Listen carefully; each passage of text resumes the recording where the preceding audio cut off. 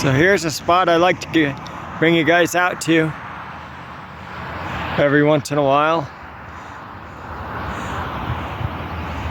Today's a beautiful day.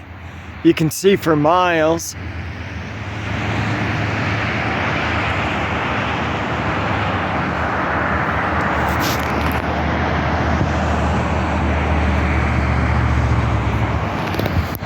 And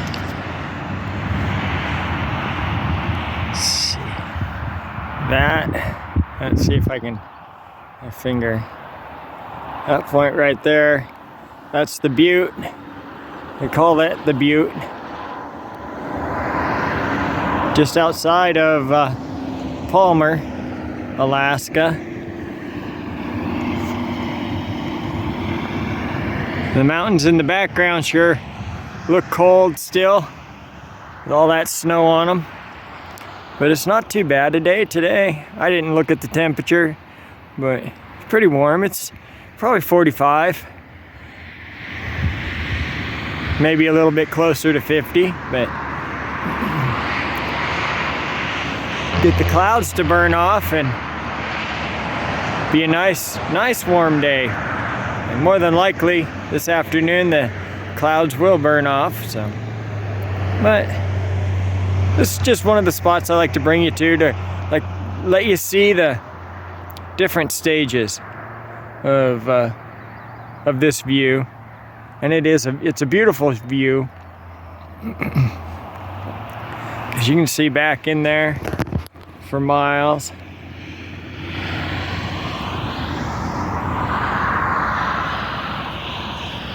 That's as good as my camera will do, but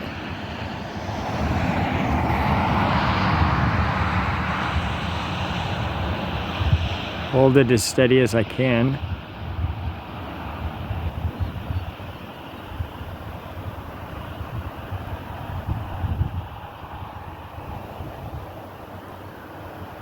And I'm just a little bit early for church, so I thought I'd stop and let you guys have a peek at this beautiful view, because I knew today it would just be beautiful. And I'll give you the flip side, because that view is just as beautiful.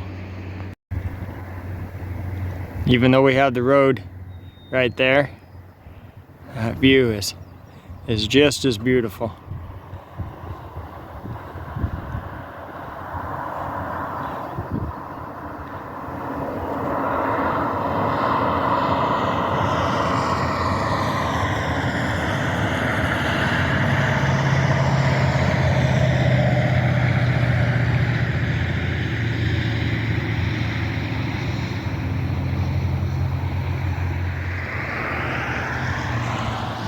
Just kind of see if I can zoom in on that mountainside, how it goes from green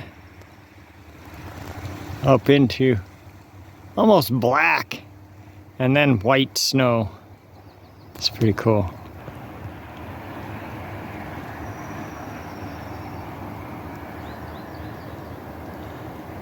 Very nice though.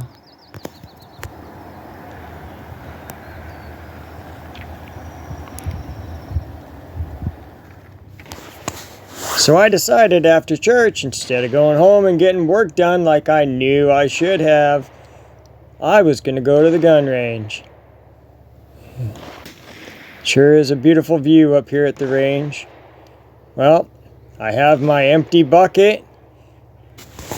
And even though it looks like they did a pretty good job cleaning up last night or early this morning with all the people that are here, I'm sure I'll have no problem finding some brass. And here we are, some live rounds right off the bat. 3 of them, 22s, just laying there waiting for me to take them home. And this is just to show some of the bullets impacting the back berm. The one on the far left was a .50 caliber. And I deleted the sound from this particular video because there was a little bit of cussing that was going on I didn't want to have that on my channel. But I did want you to see this one really cool thing. So if you watch right here, everybody on the line was shooting at the same exact spot, it seemed like. And I'm not sure why.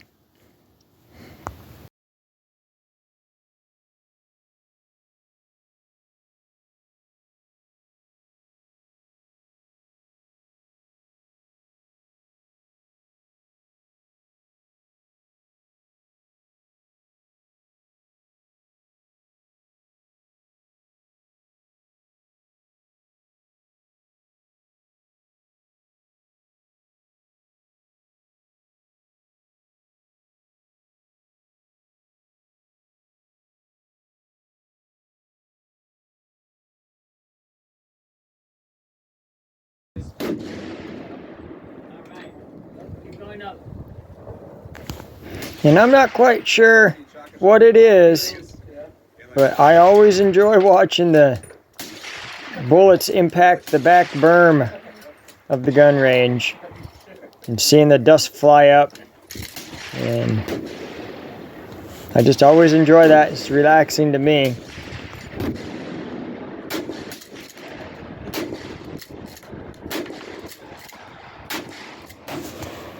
And this is just showing you that even though there's still brass on the ground, I've pretty much filled up my buckets as much as I'm going to. I'm getting tired and hungry, and I'm ready to go home. And I honestly feel like I've had more fun today than one man should. Yeah, it sure was a beautiful day today. I spent just about 3 hours at the range, and you know, I picked up the usual suspects. All that brass, mostly you know, not as much 9mm and not as much 223 5.56 till the end. Those people started showing up towards the end of my pickup time. But man, did I find the 10mm today. Holy cow. I think there was a run on 10mm, or maybe there was a sale at one of the stores on 10mm, because sure was a lot of that up there to start with. And, you know, there were a few people shooting 375, and they gave me their brass as well, so I think I got close to 40 casings just from that, which is pretty cool. Especially if hey Josh, if you ever need it, I got it. I don't have a 375. I'm not sure exactly how you say that, but I say it as a 375. I do not have one personally, but I will be saving that brass. And if you ever need it, you just give me a call and I will mail it up to you. No problem. It would be my pleasure. But yep, I decided to have a fun day. And for me, yes, that is fun. Picking up brass at the gun range is a fun day. That is a very exciting, fun day for me. So I am happy I can still get home and get my garden watered and get a couple other things done. Maybe even get some wood cut up and split. But that was definitely a fun day for me. And of course, when I get home, I will do a recap with everybody. You won't have to wait, but I do. Because I'm kind of excited to see how much in pounds that I picked up today. And I am now home and ready to see how much weight that I collected in brass today. I did find a few cans and one cleaning rod.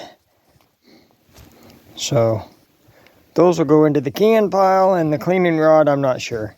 It's brass for the for the pole anyway, even if I choose not to keep it. All right, let's get the scale on. Let it zero out. It's on pounds. Let's see what the first bucket weighs. So pretty much 2.5 buckets, what I'm gonna call it.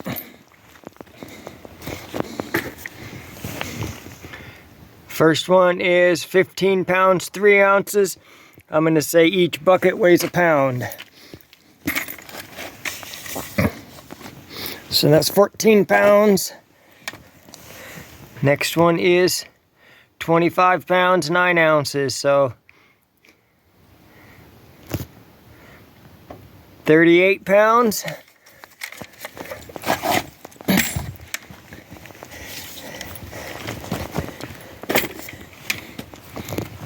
And 28, so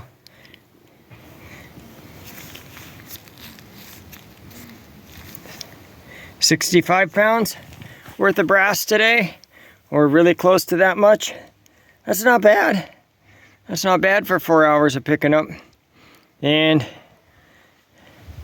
like I said earlier, it wasn't like I started out the day with a whole bunch of brass laying on the ground. Most all of this was fired while I was up there in the 4 hours that I was up there, and I could very easily have stayed and finished off that bucket, but I was getting a little bit tired. I was definitely hungry. I just wanted to come home and get some other stuff done. So I ended up calling it a day at about 4 hours, and I'm happy I did. I'm happy with my the amount that I got. Now, pretty much most all of this is gonna get separated out. Not very much of it will actually get recycled. Although there is somebody who was up there, 762 by 51, and it kind of leaves a stripe. You can see the stripes on there, and all of the casings out of that firearm are dented as well. So yeah, they're no good. I won't be keeping them. So, but there are a bunch of here's another one out of there. There are a bunch of 375 in here somewhere. They're buried. And a whole bunch of 45 long Colt in here somewhere as well that I was picking up.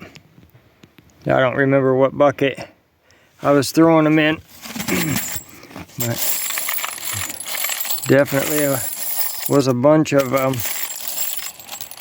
There's one. There's another one. 45 long Colts.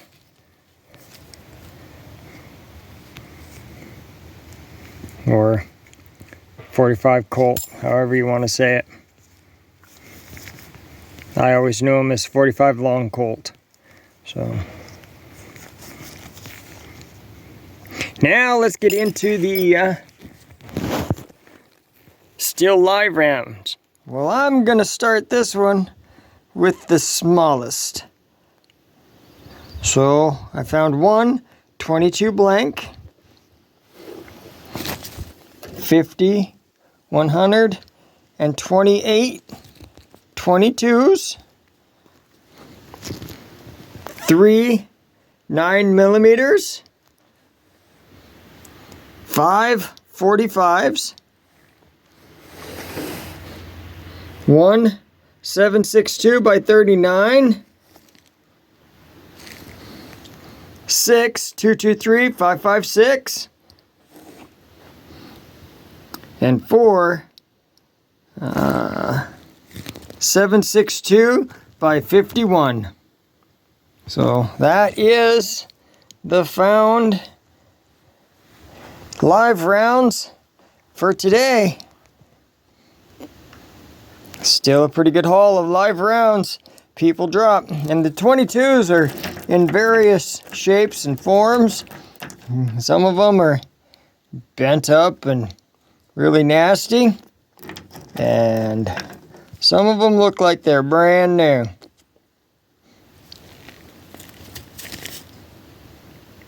Just got dropped on the ground. Quite a few of them just look like they got dropped on the ground and nobody even bothered to pick them up. Oh, well, that one has a dent in it. That's why you got to look them over before you just decide to shoot them.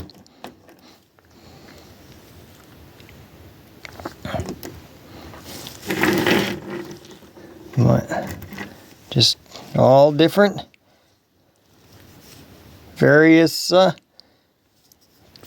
manufacturers, and just found on the ground.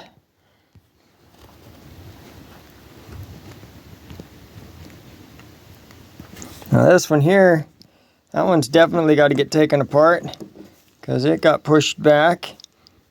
The bullet got pushed back farther, so that one will definitely get taken apart. I think this one as well probably had a feeding issue with it. The 9mm all look just fine. I don't notice any real issue with them. The 223, 556, they really don't look like they have an issue. I do know one of them was fired, but only one of them has a dimple strike. Well, see, that one has a really minor dimple strike. Minor dimple strike. That one got struck pretty hard but didn't go off. That one just laid on the ground forever. And no primer strike on that one either. 7.62 by 39 steel case. Doesn't have a primer strike on it either. And these, I was there while he was having this issue with his firearm. He actually had a squib round that was stuck in his gun, his firearm. And luckily, it didn't go too far down the barrel, because if it would have gone too much farther down the barrel, you can see the difference in length. If it would have gone that much farther down the barrel, it would have fed the rounds correctly, and the bolt would have closed, and the firearm would have fired, and the gun would more than likely have exploded on him. So he got really lucky that his squib round stopped his firearm from loading properly. He did it 3 times before he took it apart to see what the issue was, and yep. So he got pretty lucky on that one. Look at those logs that are behind me. Man, I should probably get on the sawmill and start milling some of those logs up. But I have such a bad cough, and I kind of attribute it to maybe all the sawdust I've sucked in the last few years with the sawmill. So I'm thinking about just taking this year off and see if I can get my health back. I don't know. I miss the sawmill, but I'm getting tired of being sick all the time. Getting really tired of that. I don't know.